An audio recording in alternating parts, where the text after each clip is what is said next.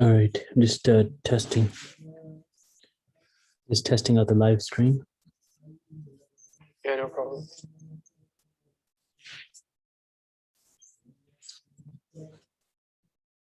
All right, I'm just testing. Just testing out. I hope how she comes through and brings Dr. Shiddick. Yeah, that would be a early gift, I guess, for know. us. All right, let's just start, inshallah. Bismillah ar-Rahman ar-Rahim. So we're starting off with page 133, and we're going to go until the end. It's the last chapter. The chapter's titled The Search for Meaning. In the Islamic worldview, nothing could be more preposterous than to suggest that reality as we perceive it is just what it appears to be, or that human beings have at their disposal the means to plumb the ultimate depths of the universe and solve all its mysteries. The basic given is that an inexhaustible richness of meaning and significance lies beneath the surface and beyond appearances. The Quran is full of verses that speak of the invisible realities that permeate the visible realm, realities that include God, angels, and spirits. Indeed, the very foundation of Islam is faith in the unseen. Quran chapter 2, verse 3. The primary unseen reality is God, who knows himself, and as the Quran tells us repeatedly, all things. God alone in Quranic terms is knower of both the unseen and the visible. As for human beings, they encompass nothing of his knowledge save as he wills. Chapter 2, verse 255. Precisely because people are ignorant, they must search for knowledge. But this is not just any knowledge, nor is it information. Real knowledge takes as its object God and the doings of God, which is knowledge of reality as it is in itself. And God's guidance and instructions, which is knowledge of how human beings should act and be. Knowledge of both of these realms comes by the way of signs, ayat, which the Quran locates in three broad domains: scripture and prophetic activity, natural phenomena, and human self. The Quran's repeated use of this word announces that even though the significance of things and events is hidden, what we perceive gives hints and intimations of their meanings. The fact that reality as we perceive it speaks to us of something far deeper and far more real follows directly upon Tawheed. There's nothing real but the real. God alone truly deserves the epithet reality, and everything else has an ambiguous status. God alone is the truth, and everything else simultaneously conceals and reveals the truth. Two modes of knowing. The goal of the seeker of wisdom is to actualize and realize intelligence, which at its pinnacle is a transpersonal reality, fully aware of all of existence and dwelling at the very core of the human substance. Only by accessing intelligence can people find an eye adequate to wisdom, which is an attribute of God, the all-knowing, the all-wise. Nowadays, something of the difference between the intellectual knowledge that aims for wisdom and the transmitted knowledge that depends upon imitation is reflected in the approaches and methodologies of the academic disciplines. Fields rooted in mathematics incline towards intellectual understanding, and fields having to do with history, social science, and humanities are firmly grounded in transmission. If mathematics was traditionally considered an intellectual science of sorts, this is because its principles can be discovered within oneself without the need for transmission. The special sense of certainty that comes from mathematical knowledge was seen as deriving from the fact that mathematics is an expression of the unitary intelligible order that underlies apparent reality and forms the bedrock of the soul. Unlike transmitted knowledge, mathematical truths once understood are seen to be necessarily so because they conform with the reality that supports cosmos and soul. Nonetheless, to the degree that mathematics operates on the basis of data coming from outside the self, it was not considered a pure intellectual science. It partakes of a lesser degree of certainty and was commonly considered quote unquote intermediate, mutawassit, between transmitted and intellectual. Most religious knowledge is transmitted, but most non-religious knowledge is also transmitted because practically everything we know has been learned from others, not discovered within ourselves. Modern science inclines towards discovery, but what is discovered is typically thought to lie in the outside world, not in the inner world of the discovering self. Scientists would like to achieve first-hand knowing, but their general knowledge of science is necessarily transmitted. Given the takthir that drives the accumulation of data and the proliferation of theories, scientists are by definition specialists. And even in their own fields, they discover nothing without building on the findings of their predecessors. In short, modern science, especially its mathematical forms, has a quote unquote intellectual proclivity. But at the same time, good scientists are the first to recognize that they stand on the shoulders of giants. To reach their goals, they take the received knowledge as given. It may happen that at a certain point, a large number of scientists question the transmitted theories to such a degree that they bring about a paradigm shift. Then some of the authorities from whom they draw their transmitted knowledge and theoretical understanding will change.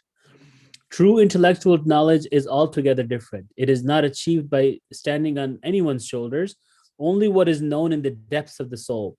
Without intermediary, it is intellectual on the proper sense of the word. No one can pass such knowledge on to someone else, nor can it be found by reading and study. It must be realized within oneself through a long process of mental training and inner purification. Subject and the object. One of the fruits of the intellectual learning was to understand, or rather to see and realize, that the so-called quote unquote object out there and the quote unquote subject in here are essentially the same. To think the two as separate is to falsify the meaning of cosmos and the soul, to distort the relationship between things and self. Such falsifications inevitably lead to wrong relationships with self, people, and the world. The very structure of the intellectual quest stressed not only the achievement of right knowledge through the unification of subject and the object, but also the actualization of sound moral character and the cultivation of virtue. The quest aimed at overcoming the soul's self-centeredness, to train it to detach from its individualistic tendencies and to point the way forward, bridging the gap between self and the other. Aspiring philosophers studied ethics as a standard part of their training, and Sufis considered the achievement of virtue and the avoidance of vice as the first priority. Ethics was not just a theoretical endeavor, but the guidebook of becoming a better person.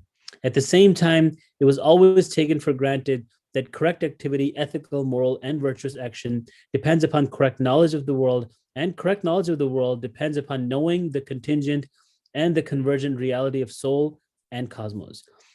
How exactly the split between subject and the object came to firmly entrenched in the modern worldview has been much discussed and debated by the historians and philosophers. Whatever the detailed reason may have been, the result was that the divisive epistemology gradually appeared and became crystallized with Descartes. For centuries, seekers of wisdom had understood that the biggest purpose of knowledge was to achieve correct understanding of God and the world in tandem with self-understanding and self-realization. This approach was eventually abandoned and replaced almost entirely by another outlook. Knowledge came to be understood primarily as an instrument for control and manipulation. Certainly, many scientists remained ethical and moral human beings, but they could no longer address the necessity for virtue in the context of their own quest for knowledge of the natural world. Originally, the search for wisdom went hand in hand with the attempt to perfect the soul. Philosophy, as Pierre Haddad has shown, has always been a way of life and spiritual discipline. Eventually, concern for inner realm was relegated to the theologians and moralists. Ethics was turned into an afterthought to real knowledge, and fact was disjointed from value. The pre-modern tradition had sought knowledge in order to cultivate and perfect the self. But the modern scientific enterprise abandoned the self to its own subjective realm and sought to manipulate and exploit the other. Few have explained what happened as well as Appleyard.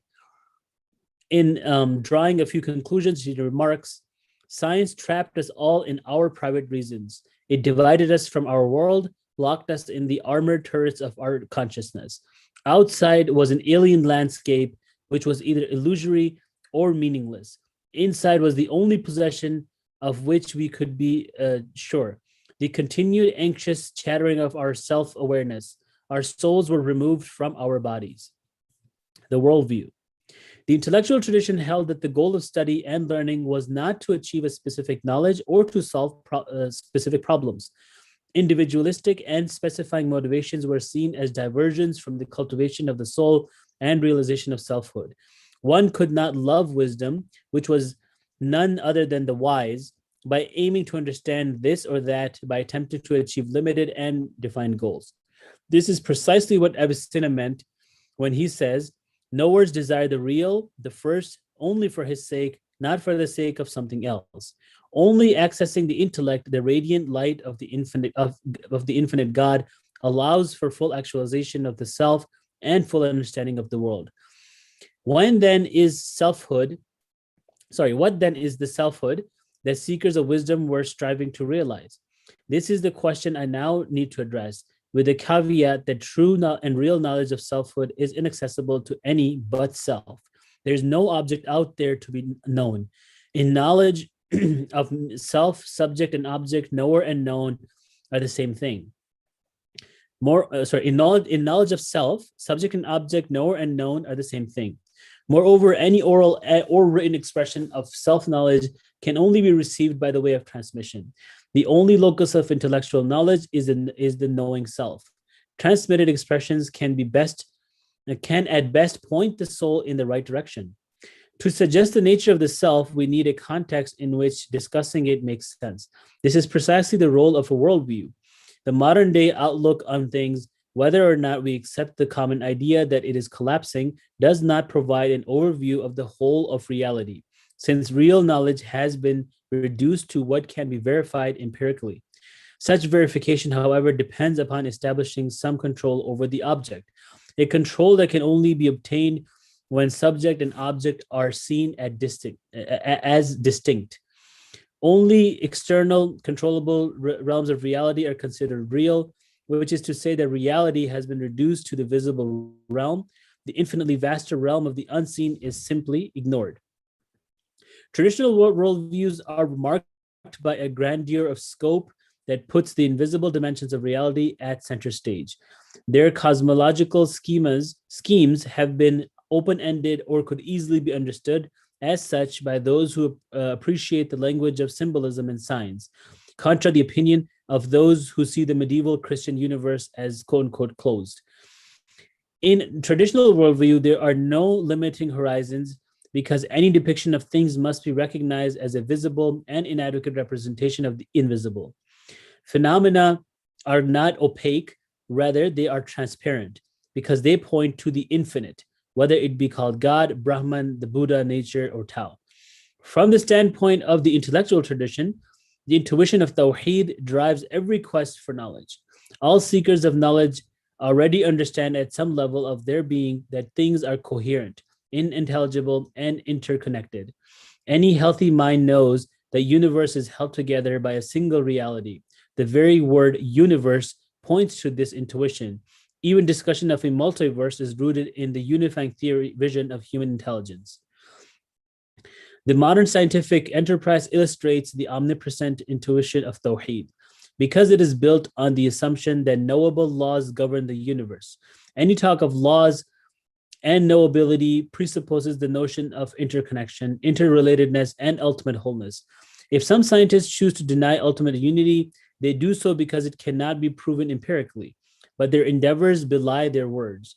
For the intellectual tradition, Tawheed provides the only sure and certain point of reference, precisely because it announces the reality of the absolutely one, the only reality that is truly real. Knowledge of the cosmos can be derived by observing cosmos and soul while recognizing God as first and last, Alpha and Omega. The most typical word used to designate the absolutely one in Islamic philosophy is wujud, which, as we have seen, means not only being, but also finding, perception, awareness, consciousness, knowledge, joy. Consciousness is an essential attribute of the real being, which is to say that being and consciousness are exactly the same in the ultimate reality. It is this being come consciousness that brings forth the phenomenal universe that creates the world by means of various attributes that are self-evident in our experience of ourselves and the universe, such as life, power, love. The Hindus tell us that Brahman is Sat Chit Ananda, being, knowledge, bliss.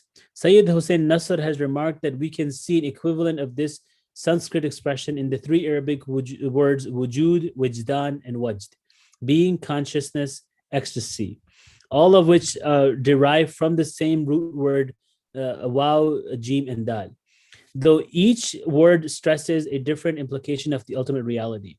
To say the philosophers, as the philosophers do, that God is the necessary being, wajib al-wujud, means that by his very essence, he is and cannot not be, but it also means that he is conscious and aware and cannot be so, and that he is blissful and joyful and cannot not be so.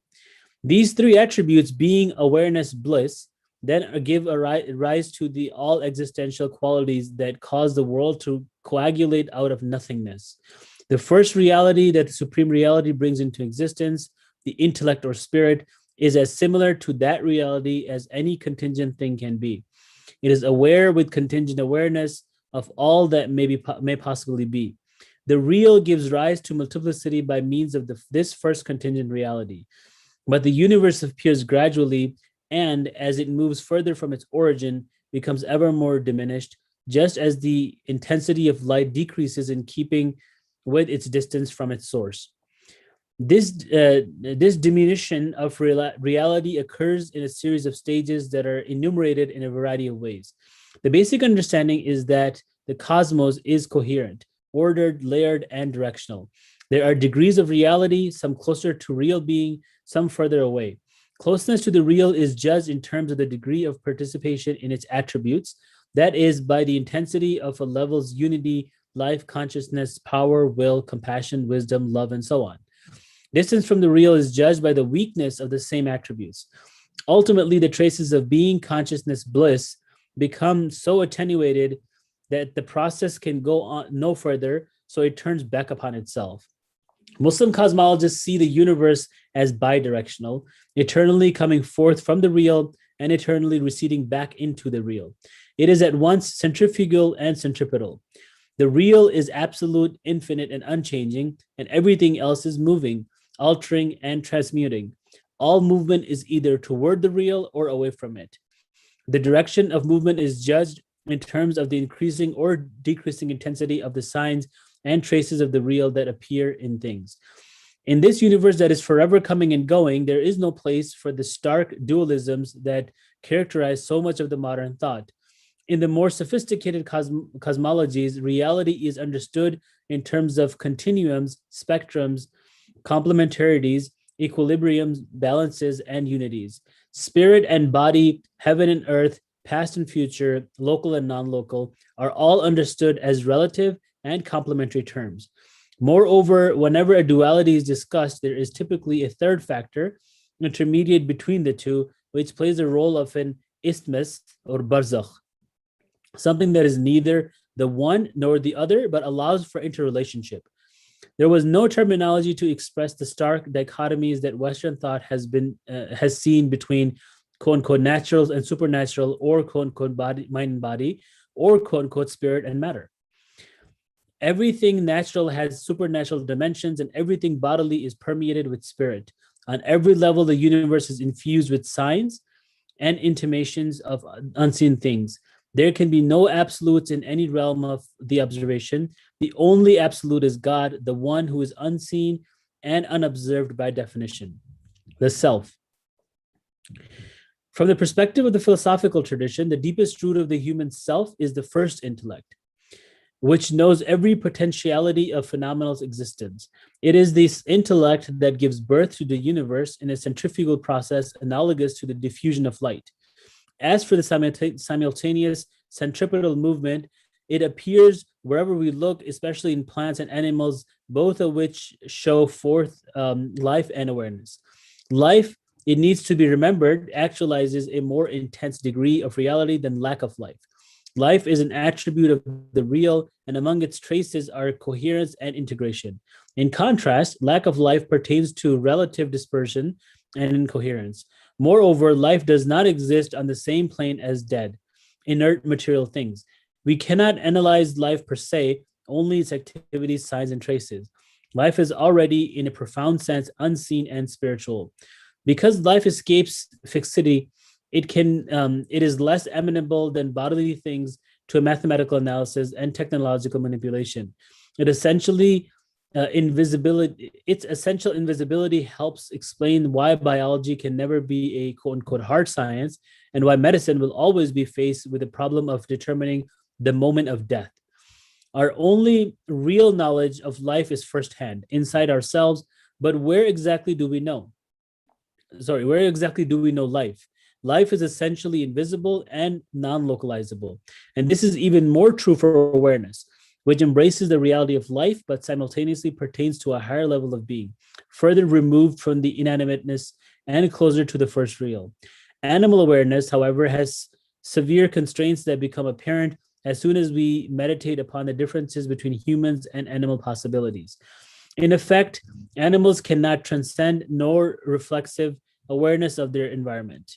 They cannot transcend non reflexive awareness of their environment. In contrast, human beings have the potential of moving beyond the limitations and constraints of the animal plane and of reflecting on the self that knows.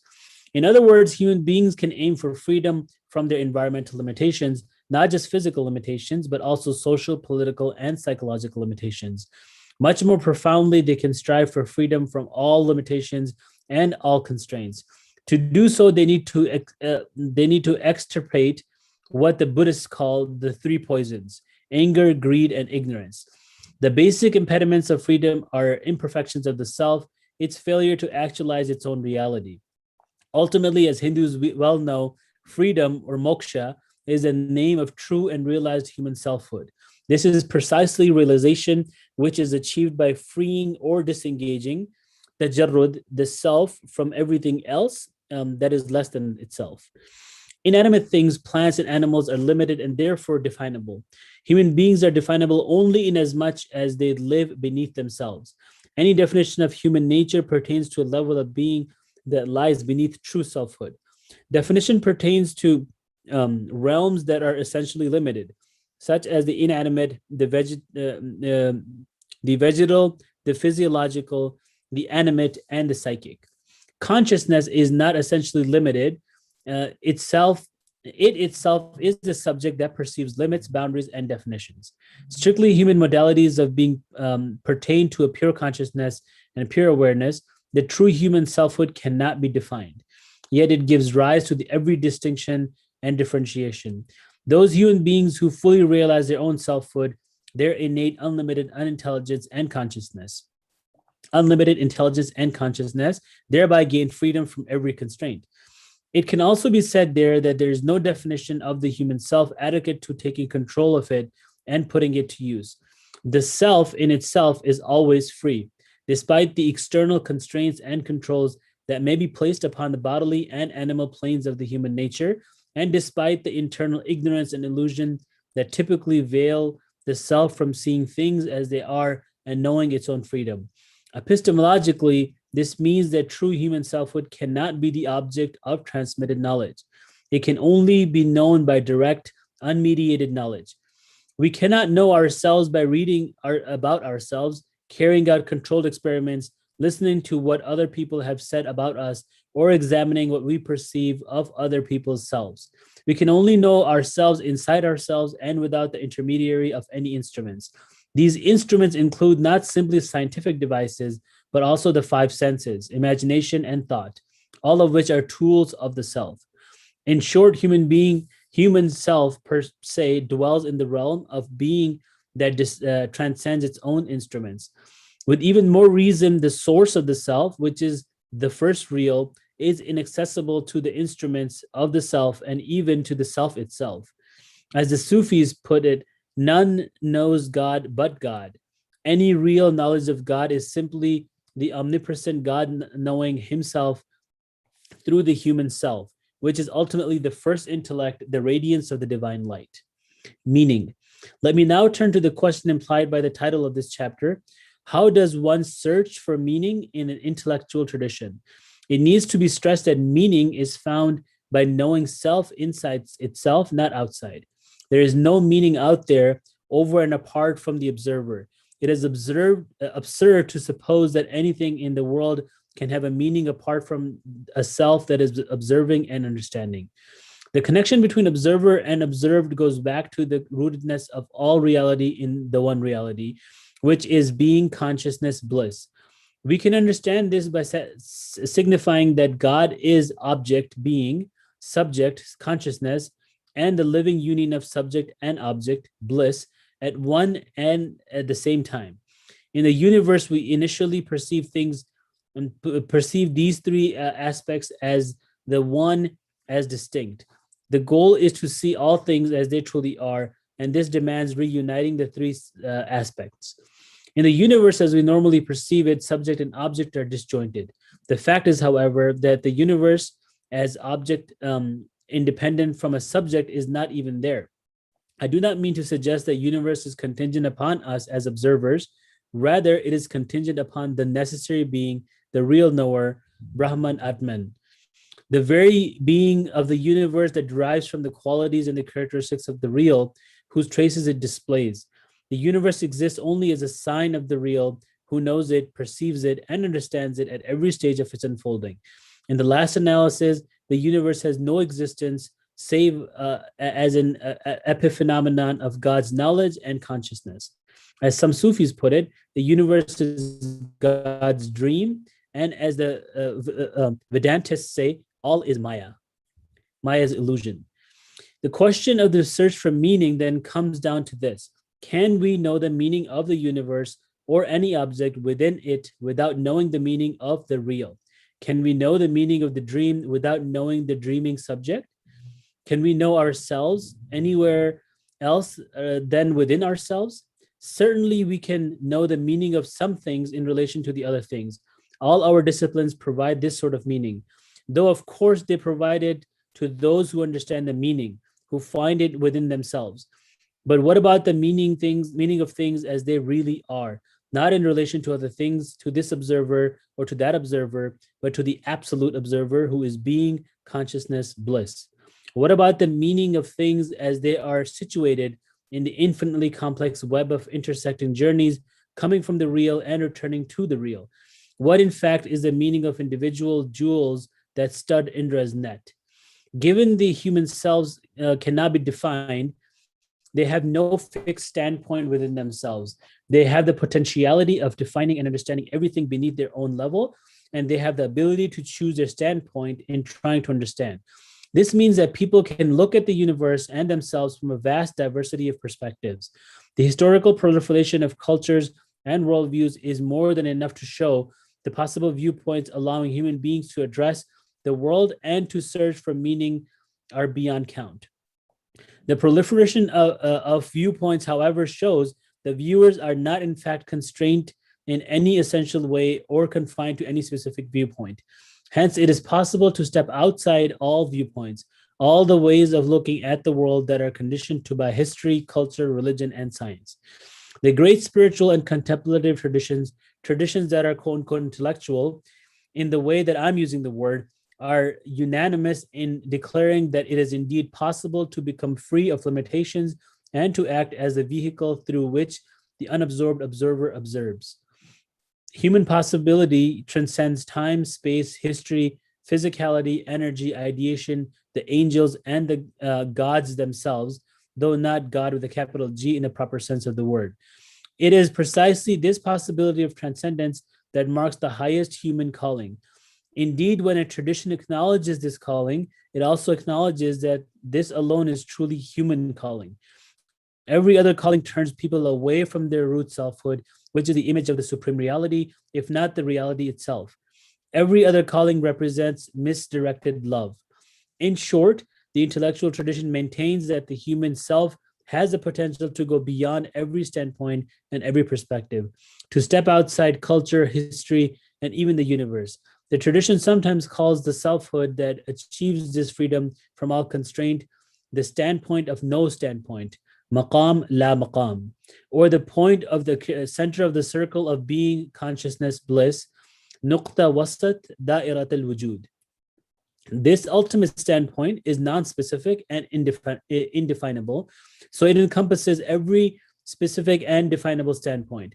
But in order to reach the standpoint of no standpoint, one must harness the various dimensions that make up the external manifestation of the self's reality, body, soul, mind, thought, imagination, and attach them to the centripetal movement going back to the center. Despite these two movements, centrifugal and centripetal, descending and ascending, intelligence per se never leaves its own invisible and transcendent reality. In its deepest nature, the human self is indistinguishable from intelligence, so it remains indefinable and non-specific. Every specific thing and every specific viewpoint tells the self what it is not. The self knows that it is not limited by the objects of the knowledge or by the finiteness of things, nor by the limitations or the standpoint or that science. It also knows that it has a potential to perceive and comprehend all definitions and all limitations. Hence, it knows, if it is aware of itself, that it has no inherent limitations. It is free, not of this or that, but of all things, of everything less than the real. Reattaching oneself to the first intelligence is the goal of aspiring intellectuals. They want to make actual what is potential within themselves. But in order to achieve full realization, they must abandon dependence upon transmitted knowledge and come to know for themselves. To the degree that they do so, they rejoin the intelligence from which the soul departed at the outset, and they achieve omniscience, though not in the differentiated way. This is a unitary understanding and awareness of all things at their root. It is spontaneous knowing, a blossoming consciousness, an awakening to reality, all without reflection or thought. It is to see things as they are seen by the first intellect before their appearance as coagulations in the universe. From the standpoint of the intellectual tradition, every search for meaning that takes a specific standpoint, physics, medicine, sociology, theology, is constrained and limited by its premises and presuppositions. The discovered meaning will always be defined by the starting point. In contrast, in a purely intellectual quest, the only presupposition is the unity of the infinite, absolute, and unknown reality, which has no specific definition and stands in no standpoint. It is this non-specific goal that is sought by the seeker. The quest can have no closure because the infinite and the absolute can never be reached, though it reaches everywhere. As long as human beings take finite things or a defined and known God as object of their quest, they can never know the true and final meaning of the universe and themselves. Conclusions are inextricably linked to premises. Only the premise of Tawheed, the transcendence, infinity, and absoluteness of the one reality allows the achievement of the full potential of the self. The conclusion of the quest will be the same as the first step, for no real steps can be taken without already being aware of the goal. At the beginning, however, Tawheed is simply an inchoate intuition. It is then awakened and articulated by transmitted knowledge. Gradually, it can grow into an actualized understanding, then a rational certainty, then a supra-rational comprehension of the way things are, and then a vision that transcends the vision of the eyes, just as the ocular vision transcends blindness. All these, however, are preliminary stages of consciousness. The goal is to realize Tawheed for oneself and in oneself. One must find oneself in and all things in their total context. The soul must come to recognize itself as a ray of the absolute and infinite light. The beginning, then, is intuition and innate perception, and the end is the realization of being, knowledge, and bliss. From the standpoint of this tradition, any search for the meaning of things and objects that does not allow seekers to open themselves up to the depths of their own selves will be an obstacle in the task of learning how to be human. It is impossible to know the meaning of anything without establishing a standpoint from which to speak and of meaning. As long as the standpoint is determined by the transmitted knowledge or theoretical frameworks, it will be limited by its givens. Only a standpoint of no standpoint can allow for transcending standpoints and arriving at the meaning behind all relative and situational meanings. The standpoint of no standpoint is available only in the transcendent realm that gives rise to the universe in its first place. True meaning can never be grasped by dogma, doctrine, theories, theorems, or any other mental construct. It can only be found by going beyond the operations of the mind, actualizing the unitary awareness of primordial intelligence that lies beneath the mind and behind the world, and integrating the human self back into its transcendent origin. And that's the end of the book.